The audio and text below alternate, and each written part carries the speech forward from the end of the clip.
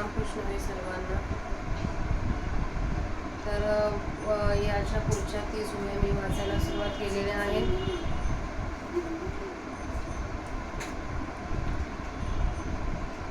इंद्रिये तर आतापर्यंत आपण ओवी क्रमांक 33 श्लोक क्रमांक 33 पर्यंत आलो होतो आणि आता त्याच्या पुढचा श्लोक मी वाचत आहे.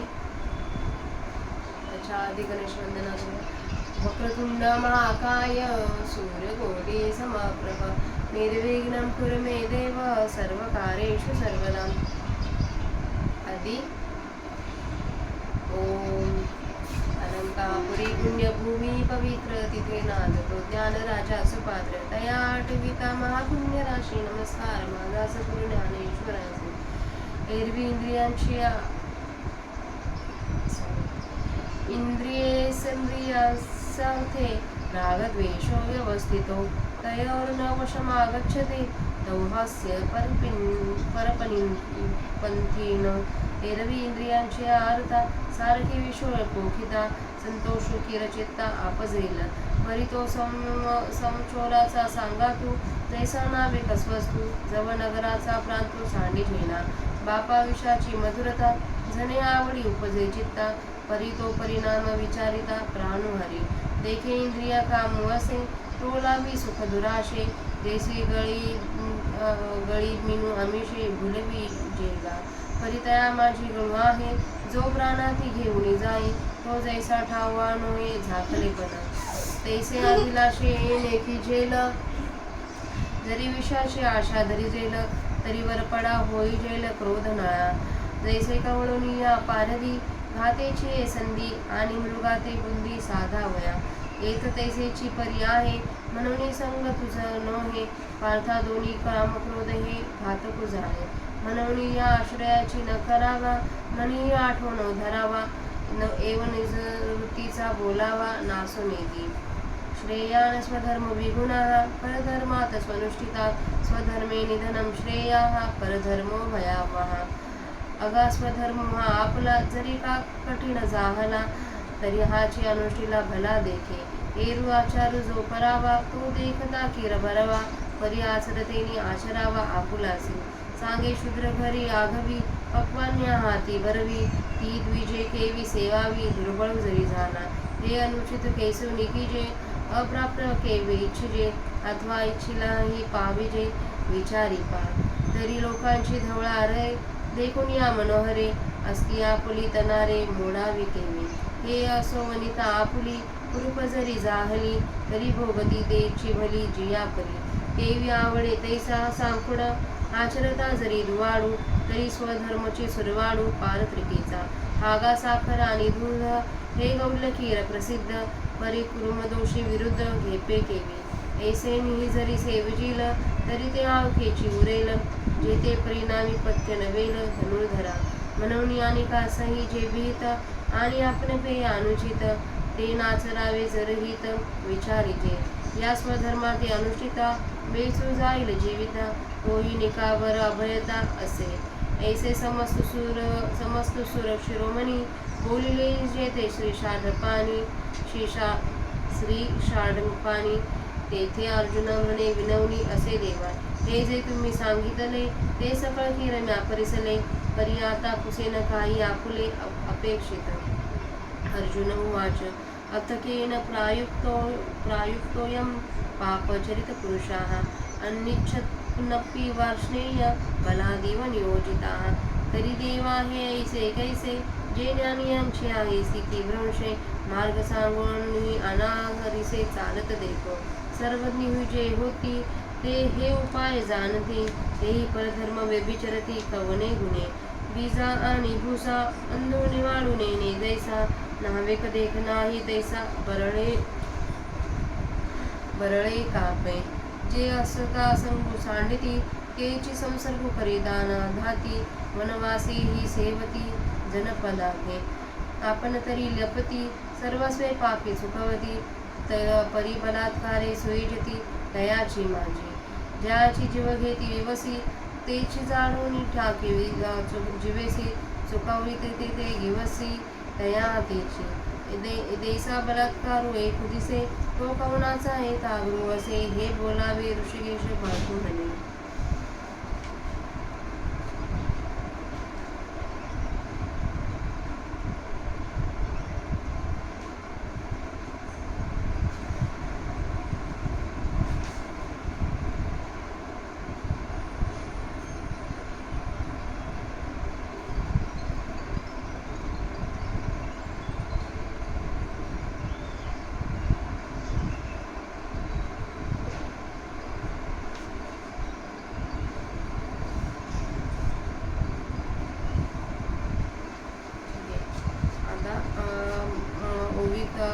श्लोक क्रमांक 37 चालू होण्याआधी आपल्या 30 ओव्यांना 2 ओव्या कमी पडत आहे, तरी आपण ते जर चालू केलं तर पूर्ण वाचायला आपल्याला लागेल. आणि ते तिथून श्रीकृष्णाचा हे चालू होतं उत्तर अर्जुनाच्या प्रश्नावर परत. ठीक आहे, आता ज्या ओव्या मी वाचल्या त्यांचा मी मराठीत अर्थ सांगते. मी कोण सांगणारी माऊलीने जे लिहिले ते मी वाचून दाखवते. प्रत्येक इंद्रियांची विषयाविषयी आवड व नावड ही मूळचीच ठरलेली आहेत. त्या आवडी नावडीच्या ताब्यात आपण जाऊ नये, कारण त्या त्याच्या मार्गाच्या आड येणाऱ्या आहेत. एरवी इंद्रियांना पाहिजे त्याप्रमाणे विषय देत गेले तर मनाला संतोष प्राप्त होईल हे खरे, परंतु तो संतोष म्हणजे बाहेरून सभ्य दिसणाऱ्या चोराच्या संख्येप्रमाणे आहे. तो चोर गावची शीव ओलांडली नाही तेथपर्यंत क्षणभर गप्प बसतो, मग पुढे वनात गेल्यावर तोच आपला घातास प्रवृत्त होतो. बाबा बचनागादी विषय गोड आहेत खरी, पण त्याच्याविषयी अंतःकरणात इच्छा कदाचित उत्पन्न होईल, पण ती उत्पन्न होऊ देऊ नकोस. परंतु त्याच्या परिणामाचा विचार केला तर ती प्राणघातक आहेत. पहा, ज्याप्रमाणे गळाला लावलेल्या आमिष माशाला भुलवते, त्याचप्रमाणे इंद्रियाच्या ठिकाणी असणारी विषयांची लालसा प्राण्यांना सुखाच्या खोट्या आशेकडे ओढते. परंतु या आमिषाखाली प्राण घेणारा गळ आहे, हे तो आमिषाने झाकला गेला असल्यामुळे ज्याप्रमाणे त्या माशाला कळत नाही तशी स्थिती या विषयांच्या लालसेने होईल. जर विषयांचा अभिलाष धरला तर क्रोधरूपी अग्नीत पडावी लागेल. जसा पारधी मारण्याच्या हेतूने हरिणाला सौ करून घेरून माराच्या कचाटीत आणतो, येथे तसाच प्रकार आहे. म्हणून तू विषयांचा संग धरू नकोस. अर्जुना, काम व क्रोध हे दोन्ही घात करणारे आहेत असे समज.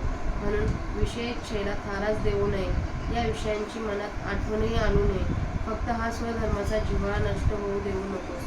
उत्तम प्रकारे अनुष्ठान झालेल्या परधर्मापेक्षा स्वधर्म जरी उन्हात आचरण्यास कठीण असला तरी स्वधर्मच चांगला.